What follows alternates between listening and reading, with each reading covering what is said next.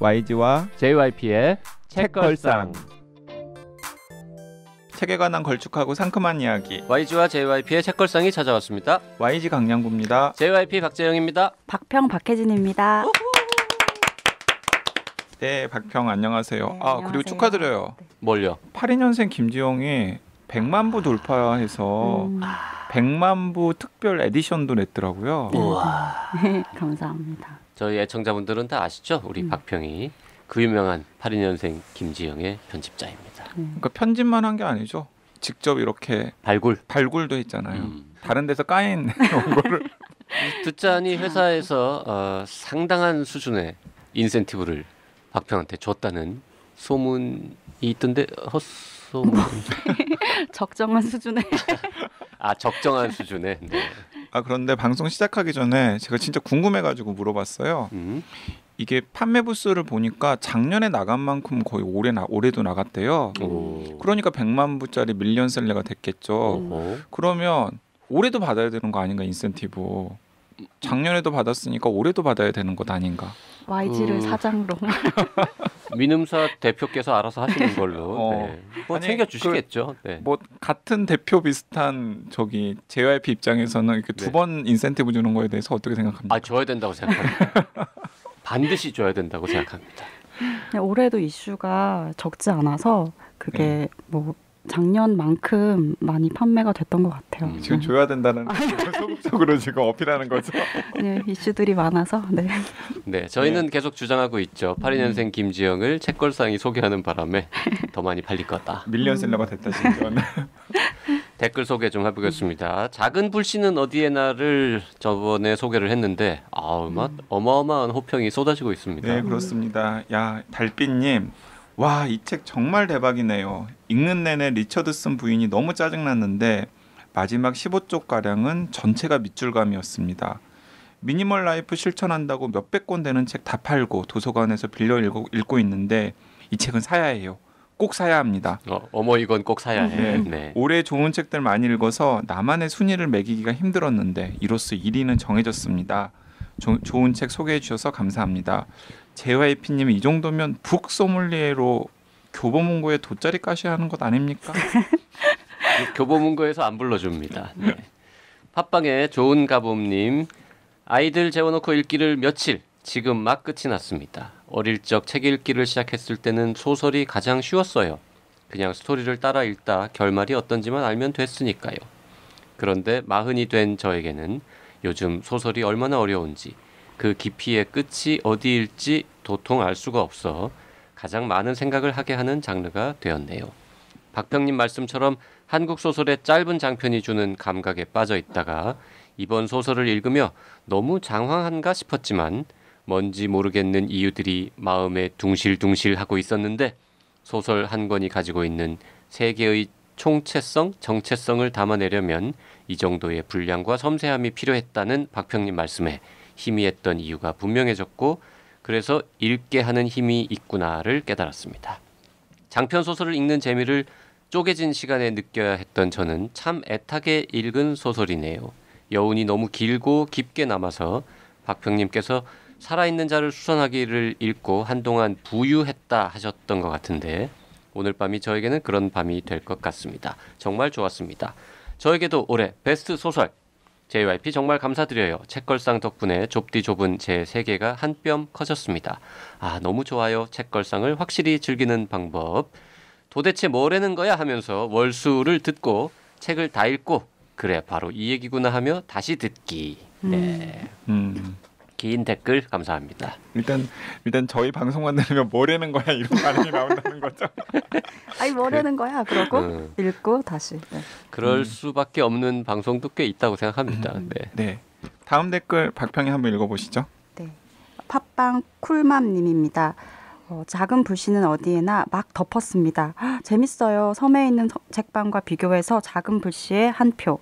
저도 JYP 취향인가 보네요. 미아의 사진을 실제로 볼 수 있으면 얼마나 좋을까 그런 생각이 들어요. 좋은 책 추천 감사해요. 네, 네이버에서 롤로님, 호스트 두 분도 그렇지만 특히 박평님 글을 말로도 쓰시는 것 같아요.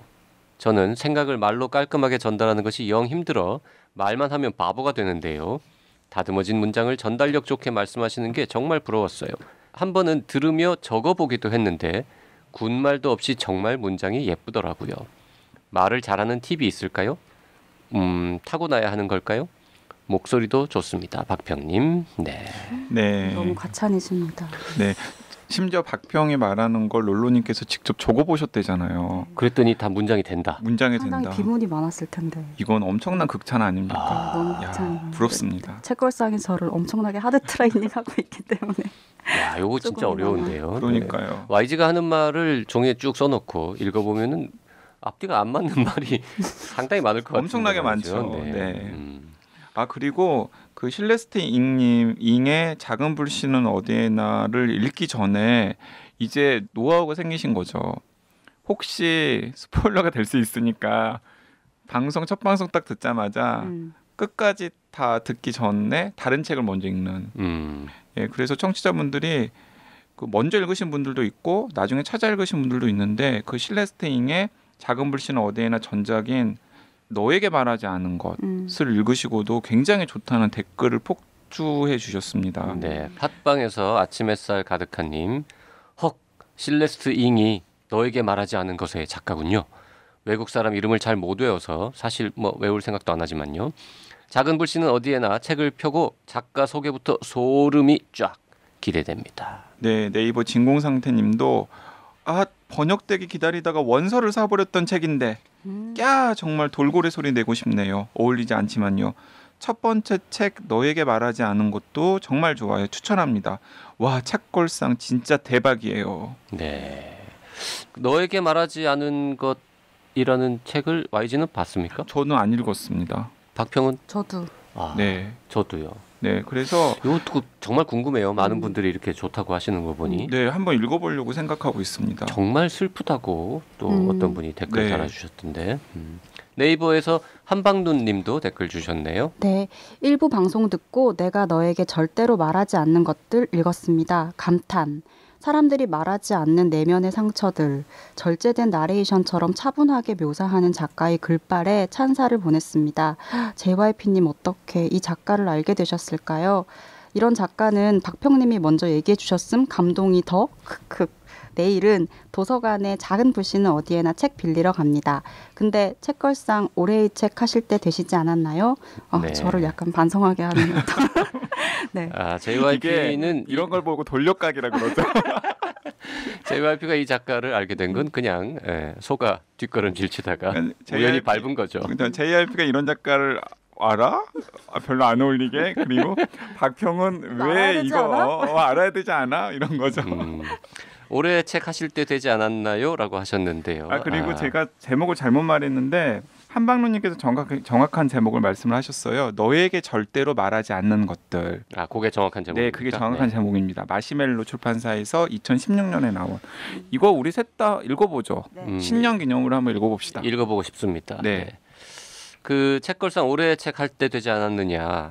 이건 이제 진짜 애청자인 거죠. 우리가 연말 되면은 작년에 올해의 책, 결산 이런 거 하지 않았습니까? 네. 네, 올해도 결산 방송 준비하고 있습니다. 작년에는 연말에 결산을 하고 연초에 각자 뽑은 올해의 책을 했던 것 같아요.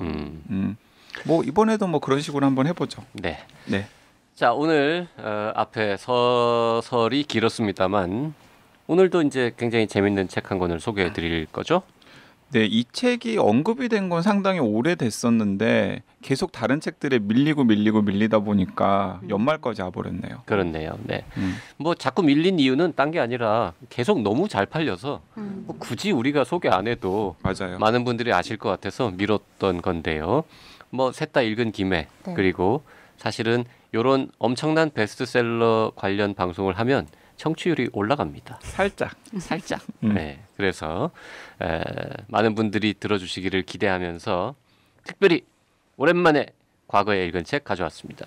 네, 야쿠마루 가쿠의 돌이킬 수 없는 약속이라는 책을 오늘 같이 읽어보려고 하는데요. 돌이킬 수 없는 약속은 되게 이상한 책이에요. 왜요?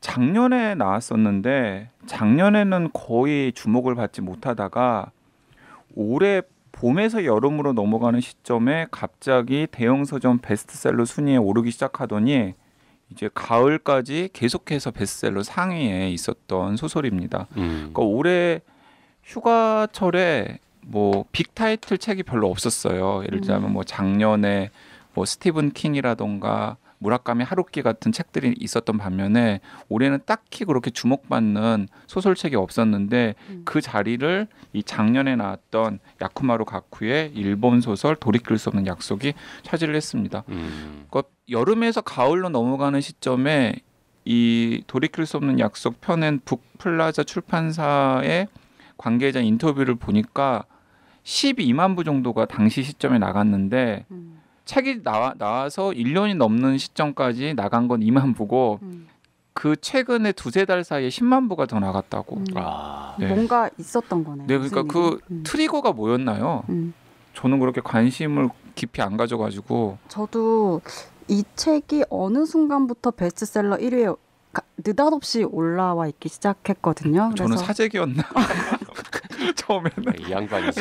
의심을 불러일으킬 정도로. 네, 갑자기 막 역주행을 하니까 뭔가 이유가 있어야 되잖아요. 근데 요즘 이렇게 역주행하는 것들을 보면 되게 어떤 이제 이유들이 있는데 그게 이제 SNS에서부터 증폭된 어떤 현상들일 경우가 많은데 이 책도 보니까 SNS에서 뭐 출판 관계자들 그 중에서도 이제 장르 소설 쪽에서는 상당히 호평을 받고 있는, 그러니까 효과가 인증된 그런 책 소개 매체가 있습니다. 근데 그쪽에서 이 돌이킬 수 없는 약속을 이제 잘 소개한 페이지가 있는데 이게 상당한 화제가 됐던 것 같아요. 그래서 이제 그것을 출발로 좀 판매량이 급증한 것이 아닌가 그렇게 보고 있어요. 네.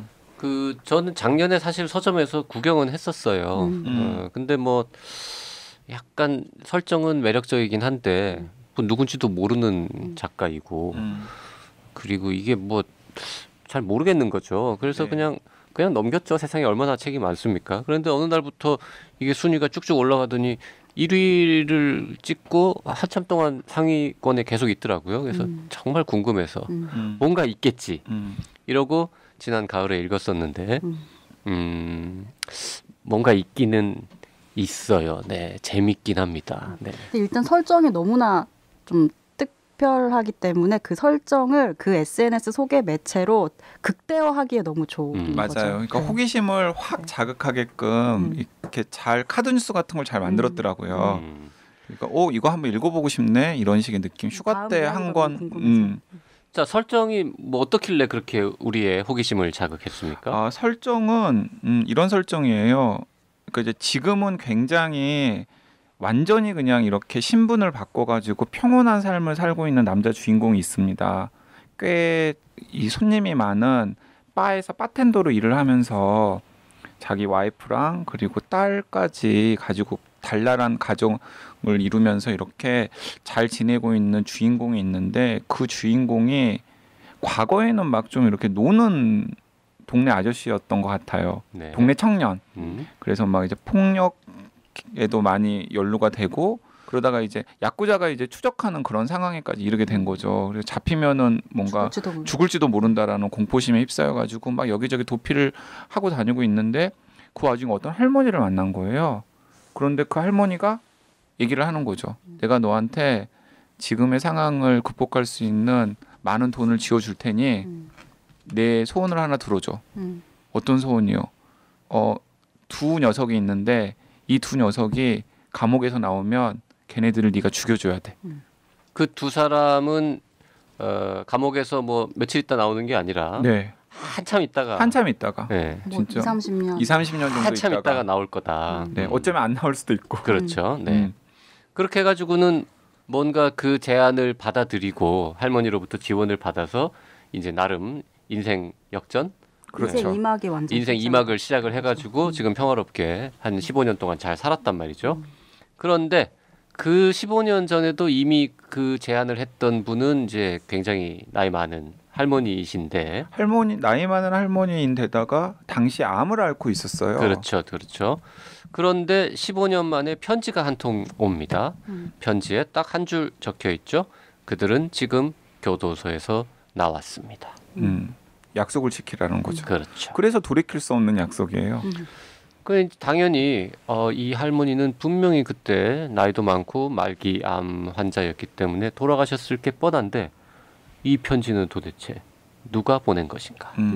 그리고 아니 그냥 무시하면 되지. 상황이 그런 상황인데 그냥 협박 편지라고 생각해서 무시하면 되지라고 하는데 상황이 그렇지가 않은 거죠. 그 이제 받은 편지에 그들이 교도소에서 나왔습니다라는 문장이 있고 같이 동봉된 사진이 있었거든요. 거기에 이제 내가 죽여야 할 두 사람이 지금 어떤 모습으로 있나 이제 이런 것들을 보여주는 두 사람이 있었고 같이 동봉된 사진이 이 주인공의 딸. 네, 딸이 놀이터에서 놀고 있는 모습이었던 거죠. 그래서 이 사람들을 죽이지 않으면 너에게 소중한 사람을 잃을 수 있을 것이다. 이런 그러니까 협박성 이제 편지인 그러니까 거죠. 그들이 교도소에서 나왔다는 사실 플러스 이제 그 사람이 현재 모습이 어떤지를 사진을 찍어가지고 이놈이다. 네. 네, 약속을 지켜라.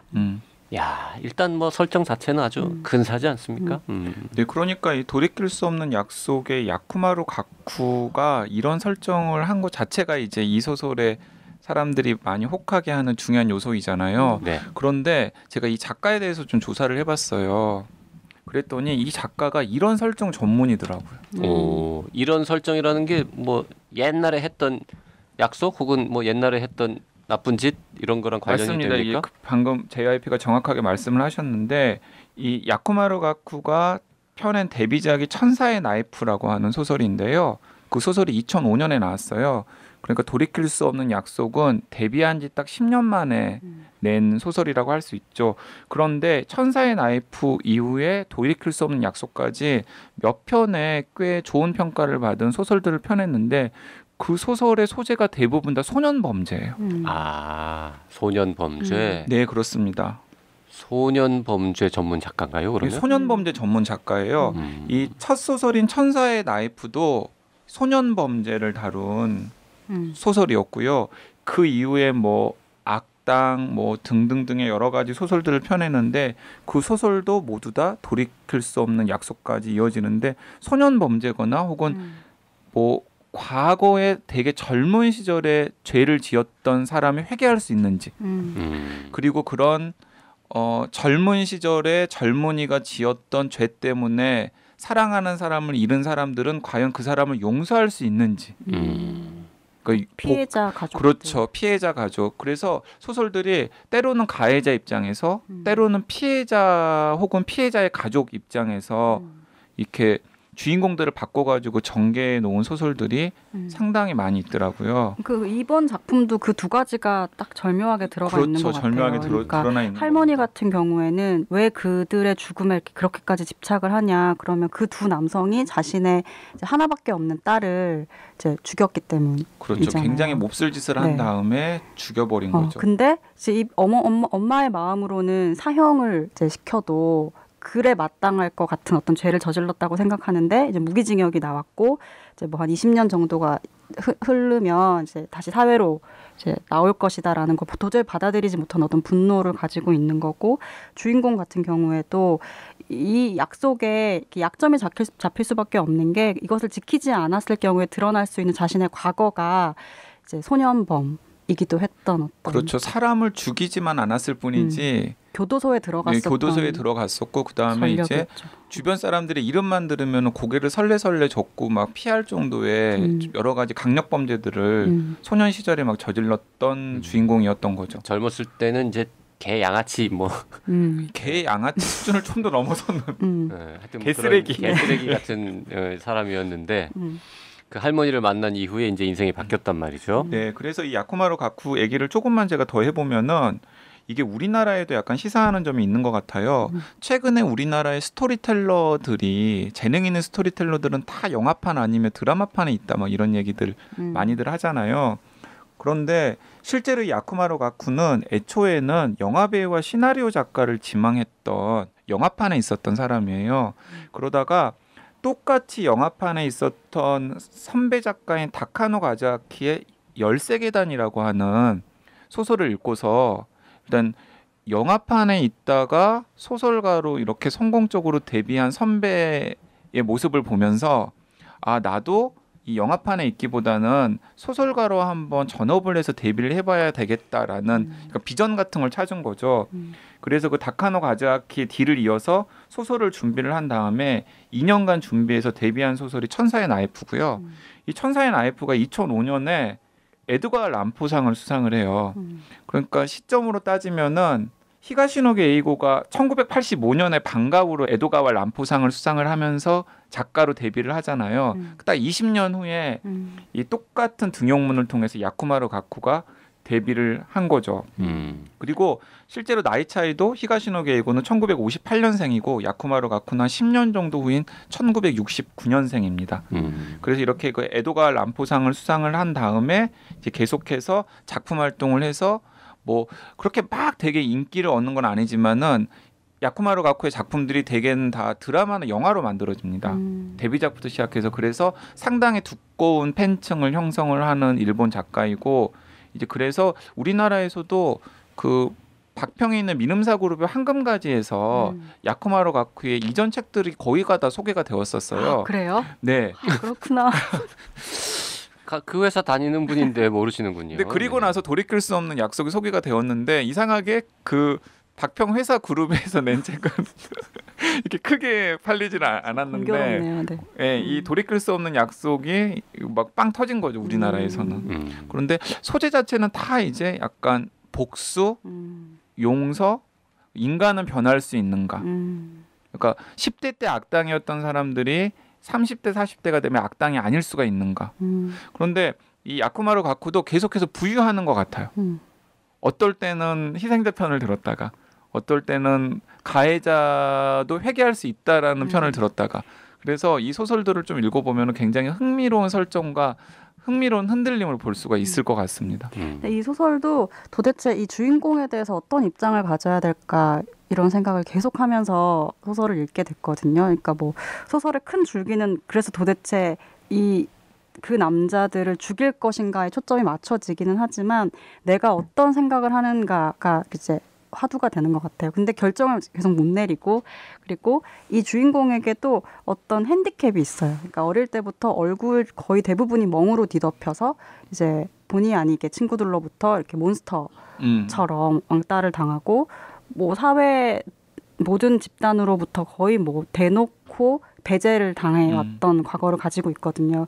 그래서 이 한 사람의 악이 어떻게 형성되는가 그리고 그 악에 대한 처벌이라는 것도 사법적인 제도 이외에 어떤 방식으로 처벌을 받고 그 처벌받은 사람이 또 다시 뭐 바뀔 수 있고 뭐 이런 문제들을 되게 총체적으로 다루면서 어떤 한 방향으로 가고 있는 것 같진 않고 그래서 고민할 거리들을 이렇게 던져주는 것 같다는 생각이 들었어요. 네. 그래서 이 야쿠마루 가쿠가 저는 천사의 나이프랑 그리고 그 전에 펴낸 악당이라고 하는 책을 이 돌이킬 수 없는 약속을 준비하면서 같이 읽어봤어요. 그랬는데 계속해서 악을 바라보는 두 가지 관점이 있잖아요. 하나는 악이라는 거 절대 악이라는 게 있는 거다. 뭔가 사회와는 전혀 무관하게 그 자체로 악인 어떤 것이 있는 거다라는 입장이 있고 그러면 그런 입장에서는 되게 원초적인 악이고 그건 뭐 변화하지 않는 악이기 때문에 구제 불가능한 거죠. 이제 그런 악에 대해서 우리들이 할 수 있는 제일 단호한 태도는 그냥 뿌리까지 뽑아서 근절시켜 버려야 되는 것이고 사회에서 격리시켜야 되는 것일 텐데 이 야쿠마루 가쿠 같은 경우에는 그런 입장은 취하지 않는 것 같아요. 되게 악이라는 게 우리 사회 속에서 어떻게 또아리를 틀고 있다가 한 사람을 오염시키고 그 오염된 악이 그 사람을 통해서 어떻게 사회로 확산되고 그렇기 때문에 그 사람 그리고 사회가 바뀌면 악이라는 것도 충분히 정화될 수 있다라는 정도의 비전 같은 건 가지고 있는 것 같습니다. 근데 계속 부유해요. 어떨 때는 좀 적극적으로 그런 걸 피력했다가 어떨 때는 또 아닌가 보다라고 하면서 이렇게 좀 이렇게 수그러들었다가 네. 그래서 일본에서는 좀 그런 미야베 미유키라던가 이런 작가들의 뒤를 잇는 차세대 사회파 추리소설 작가로 좀 이렇게 이미 확실하게 자리매김한 작가인 것 같습니다. 자, 우리가 사회파 추리 소설, 특히 이제 일본 소설 가리켜서 그렇게 많이 부르는데 말 나온 김에 사회파 추리 소설이라는 건 도대체 어떤 걸 말하는 겁니까? 사회파 추리 소설이라는 건 가볍게 그냥 답을 드리면은 일단은 뭔가 그 밀실 트릭을 해결하거나 명탐정이 나와서 밀실 트릭을 해결하거나 뭐 살인 사건을 해결하거나 뭐 도둑을 잡거나 이런 식의 초점을 맞춘다기보다는 어떤 사건인 어떤 범죄 같은 사건이 일어났을 때 그 범죄가 일어나 사회적인 맥락 같은 것들을 훨씬 더 강조를 하고 가해자나 피해자가 처해 있는 그리고 그 해결 과정에서도 뭔가 탐정의 단서들을 쫓아가지고 범인을 잡거나 살인 사건을 해결하는 데 초점을 맞추다기보다는 이제 사건을 해결하는 과정 자체가 그런 사회 문제를 독자들에게 좀 이렇게 약간 까발려 보이는 그리고 독자들로 하여금 우리가 지금 안고 있는 이런 사회 문제에 대해서 같이 한번 생각해 봐야 되지 않겠니? 뭐 이런 식의 메시지를 던지는 소설을 추리소설을 쓰는 작가들을 사회파 추리소설 작가라고 하고 가장 대표적인 사람은 국내 독자들도 좋아하는 그 미야베 미유키 미미 여사겠죠. 예를 들어 뭐 그런 화차 같은 뭐 금융과 관련된 채무의 문제를 다룬 화차 같은 책이라던가 저는 뭐 히가시노 게이고 공허한 십자가도 사형제도에 대해서 굉장히 본격적으로 막 다루고 있었거든요. 맞아요. 그것도 그러니까 히가시노 게이고는 그 양쪽의 소설들을 다 잘 쓰는 작가들 중에 하나죠. 되게 약간 사회파 추리소설 같은 작품도 잘 쓰고 또 한편으로는 이제 뭐 밀실 트릭이라던가 이런 것들을 해결하는 그런 작품도 잘 쓰고. 저는 그런 사회파 추리 소설을 좀 더 재밌게 보는 것 같아요. 그러니까 어떤 개인적인 욕망에 의해서만 어떤 일들이 막 벌어지는 게 아니라 이게 사회 구조적인 문제와 연결이 돼서 좀 그래서 한편으로는 좀 직접적이고 뭔가 이제 소설 그 이야기 자체만의 재미는 좀 덜할 수도 있는데 그런 편이 읽고 났을 때 더 만족감이 더 높더라고요. 네, 저도 마찬가지입니다. 저도 예를 들어서 뭐 화차의 미야베 미유키 같은 작가를 좋아하게 된 계기도 미야베 미유키가 쓴 상당수의 작품이 그런 사회파 추리 소설의 계보를 잇는 작품들이거든요. 그 사회파 추리 소설이라고 해서 특별히 덜 재밌거나 더 재밌거나 그런 건 아니죠, 사실. 당연히 그렇죠. 네. 그 저는 뭐 사회파 추리 소설 작가로 분류되는 혹은 사회파 추리 소설로 분류되는 뭐 책이 나왔다고 해가지고 더 관심을 가진다거나 덜 가지지는 않습니다. 어쨌든 소설은 재밌어야 하니까요. 네. 네. 지금 이 돌이킬 수 없는 약속은 어쨌든 뭐 확실히 사회파 소설이라고 할 수 있을 것 같은데 재밌죠? 재밌죠. 네. 일단은 설정 자체가 굉장히 매력적이었던 것 같아요.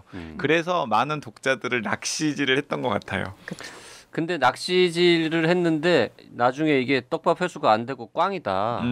무슨 말도 안 이렇게 되면은 이제 절대 베스트셀러가 될 수 없었을 텐데. 맞습니다.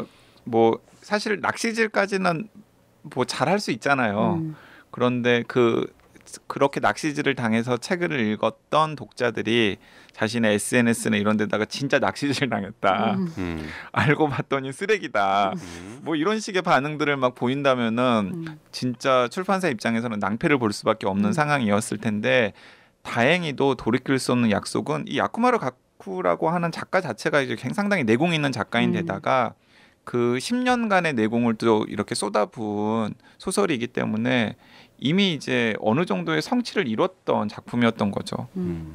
저는 읽으면서 장면들 되게 재밌었는데 그러니까 기본적으로는 그 살인자를 죽일 것인가 말 것인가를 놓고 계속 고민하거든요. 그러다가 정말 어떤 장면에는 거의 죽일 수 있는 상황까지 가요.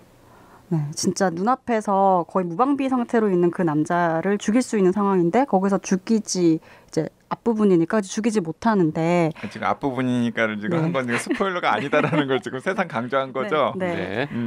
근데 그런 장면들이 되게 햄릿 읽을 때 느끼는 거랑 저 되게 비슷했어요. 그러니까 햄릿도 이 삼촌 죽일 때 죽여야지. 근데 거기서 기도하고 있는 어떤 무방비한 상황을 보고 고민을 하지만 죽이지 않거든요. 왜냐하면 저 상태에서 죽으면 천국에 갈지도 모르니까. 그래서 막 고민을 하는 어떤 방황하는 모습이라든지 그러니까 그런 모습들이 잘 구현된 걸 보면서 이 작가가 뭐 떡밥을 회수하고 이런 추리 자체도 그렇지만 이 죄와 벌에 대한 인간의 심리들을 제법 수준 높게 그리고 있다라는 생각이 좀 들어서 재밌게 읽었어요. 네.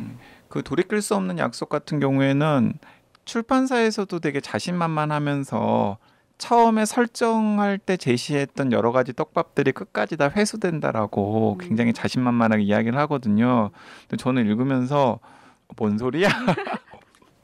했었는데 실제로 진짜 그냥 광고가 아니에요. 처음에 나왔던 여러 가지 떡밥들이 마무리에 가면은 다 완벽하게 회수가 됩니다. 그래서 이 소설 쓰는 스킬이 상당히 늘었구나라는 생각도 저는 들었어요. 왜냐하면 천사의 나이프랑 같이 읽다 보니까 10년 전의 데뷔작이랑 10년 후에 돌이킬 수 없는 약속을 어쩔 수 없이 비교를 하게 되잖아요. 그런데 문제의식의 진지함이라던가 이런 건 천사의 나이프라는 데뷔작에서 훨씬 더 저는 돋보였었거든요. 그런데 아무래도 거기는 약간씩 이렇게 좀 미숙한 부분들이 있더라고요. 그런데 이 10년 후에 쓴 돌이킬 수 없는 약속에서는 굉장히 세련되어졌다라는 생각은 확실히 들었습니다. 그러면 10년 전에 쓴 천사의 나이프 이건 안 봐도 되는 겁니까? 아니요. 근데 저는 두 작품 중에서 굳이 한 작품을 권하라 그러면 저는 천사의 나이프를 오히려 권하고 싶더라고요. 네. 약간 미숙하다면서요. 네, 그런데 천사의 나이프는 설정 자체도 약간 흥미로워요. 이런 겁니다. 아내를 끔찍하게 소년범죄에서 희생을 당한 남자 주인공이 있습니다. 남자 주인공은 그 딸이랑 둘이서 이제 좀 평화로운 생활을 어쨌든 과거의 상처를 잊고 지내는데 자기 와이프를 끔찍하게 살해했던 과거의 소년범죄를 저질렀던 이들이 어딘가에서 살고 있겠죠. 그런데 그들이 이렇게 살해를 당하기 시작하는 거예요. 본인이 죽인 건 아닌데. 본인이 죽인 건 아닌데. 야, 이거 흥미롭네. 그래서 경찰이 찾아오는 거죠. 자신이 예전에 이제 그 피해자 가족이었을 때 자신을 이렇게 담당했던 경찰이 굉장히 오랜만에 찾아온 겁니다. 당연히 살인 사건이 유력한 용의자. 네. 원한 관계, 이 사람한테 원한진 사람이 누군가 이렇게 찾은 거니까. 네. 그러면서 이제 상황이 꼬이는 복잡한 상황들이 이제 전개가 되는데, 그래서 천사의 나이프도 만만치 않아요. 그런데 이제 갈등을 해결하는 방식이라던가 결말을 내는 방식 자체가 이제 아무래도 조금 미숙한 부분들이 저는 보였거든요. 근데 그런 세련되어짐은 돌이킬 수 없는 약속이 훨씬 더 좋았는데 작품의 설정이라던가 혹은 전개의 다이내믹함이라던가 이런 것들은 오히려 천사의 나이프를 저는 돌이킬 수 없는 약속보다 더 추천하고 싶더라고요. 그래서 돌이킬 수 없는 약속을 읽고 나서 재밌었든 혹은 약간 실망했든 이 작가 작품 딱 한 편만 더 읽어보고 싶다 그러면 천사의 나이프를 읽어보셔도 좋을 것 같아요. 자, 저희가 지금 스포일러가 되지 않기 위해서 내용 소개는 상당히 지금 안 하고 있는데요. 오늘은 여기까지만 하고요. 다음 시간에 내용을 조금 더 살펴보면서 스포일러는 아니면서 책에 대한 흥미를 좀 더 유발해 보도록 하겠습니다. 네. 박평과 함께 올해 역주행했던 베스트셀러 소설 돌이킬 수 없는 약속을 같이 살펴보고 있습니다. 다음 시간에 다시 자세하게 살펴보도록 하겠습니다. 감사합니다. 고맙습니다.